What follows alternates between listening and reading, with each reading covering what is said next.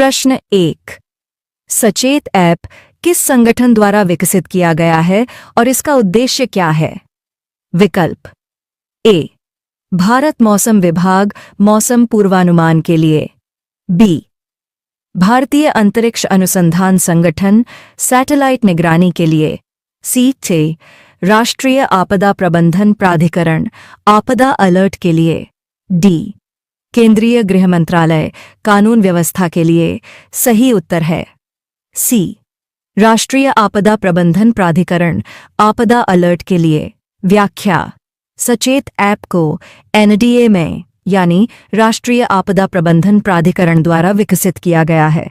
यह alert, awareness, action सिद्धांत पर आधारित है और हीट वेव, भूकंप, चक्रवात जैसी आपदाओं के लिए समय रहते अलर्ट भेजता है।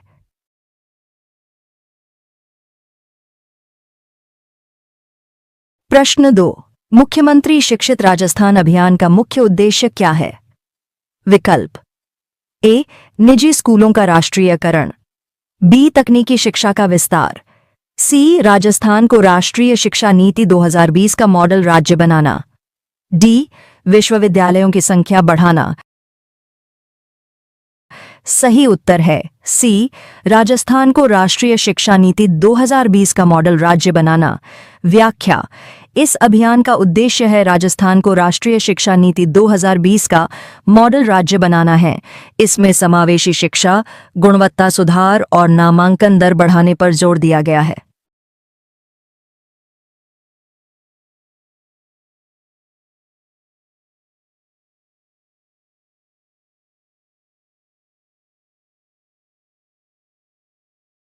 एग्रीस्टैक योजना का पायलट प्रोजेक्ट किस जिले से शुरू हुआ? विकल्प ए, जयपुर। बी, जोधपुर। सी, सीकर। डी, कोटा।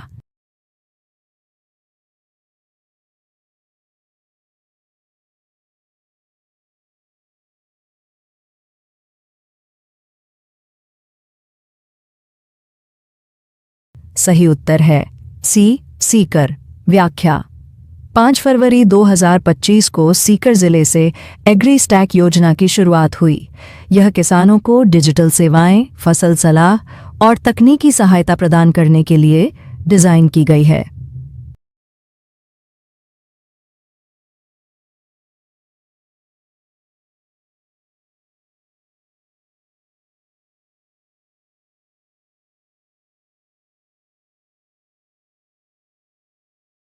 प्रश्न 4।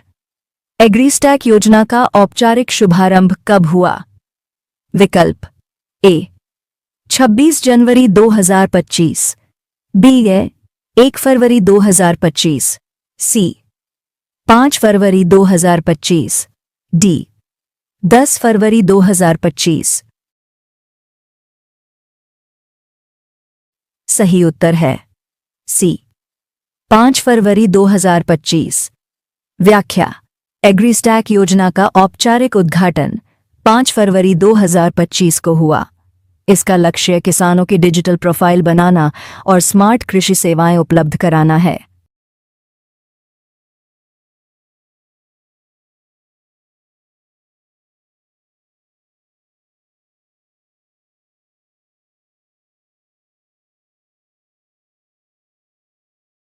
प्रश्न 5। द राजस्थान लैंड रेवेन्यू संशोधन प्रमाणीकरण विधेयक 2025 किस अधिनियम में संशोधन करता है? विकल्प ए, राजस्थान नगर निगम अधिनियम 2009। बी, राजस्थान औद्योगिक विकास अधिनियम 1984। सी, राजस्थान भू राजस्व अधिनियम 1956। डी, भूमि अधिग्रहण अधिनियम 2013। सही उत्तर है सी, राजस्थान भू राजस्व अधिनियम 1956। व्याख्या: यह संशोधन विधेयक 1956 के भू राजस्व अधिनियम की धारा 281(2) में बदलाव करता है, जिससे औद्योगिक भूमि के रूपांतरण में नियम बनाने की शक्ति सरकार को मिलती है।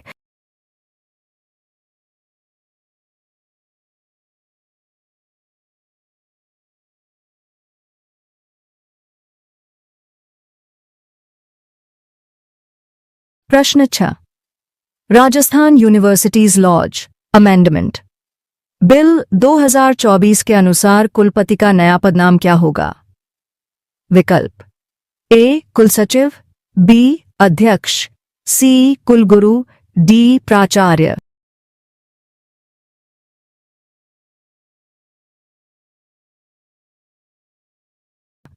सही उत्तर है सी कुलगुरु। व्याख्या। अब विश्वविद्यालयों में कुलपति को कुलगुरु और प्रतिकुलपति को प्रतिकुलगुरु कहा जाएगा। अंग्रेजी में वाइस चांसलर और प्रो वाइस चांसलर जैसे पदनाम यथावत रहेंगे।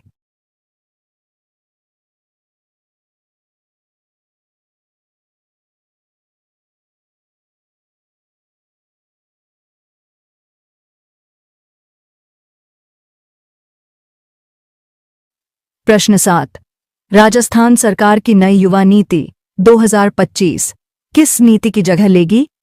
विकल्प ए युवा नीति 2005, बी युवा नीति 2010, सी युवा नीति 2013, डी युवा नीति 2020।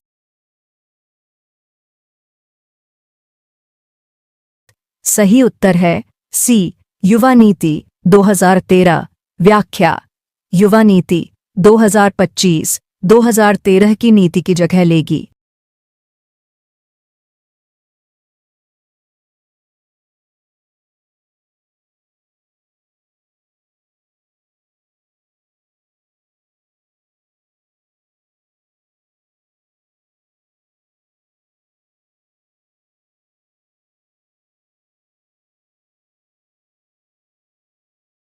प्रश्न 8।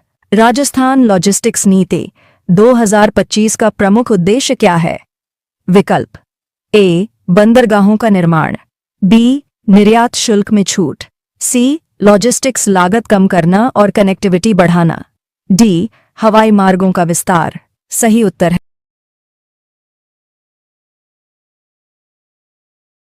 सही उत्तर है सी लॉजिस्टिक्स लागत कम करना और कनेक्टिविटी बढ़ाना। व्याख्या। यह नीति औद्योगिक क्षेत्रों में भूमि आरक्षित कर, निवेश बढ़ाकर और ट्रांसपोर्ट सुविधाएं सुधारकर लॉजिस्टिक्स लागत को घटाने पर केंद्रित है।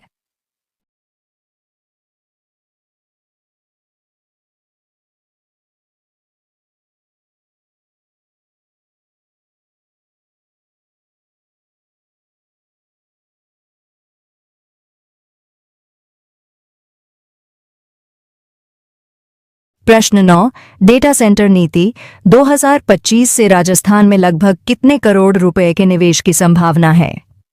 विकल्प ए 5,000 करोड़, बी 10,000 करोड़, सी 15,000 करोड़, डी 20,000 करोड़।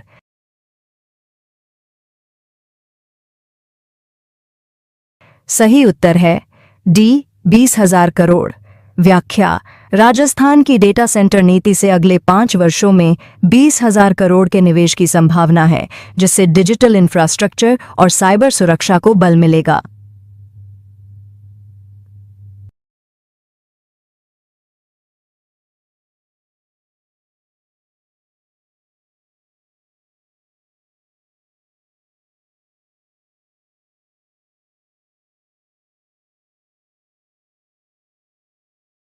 प्रश्न 10।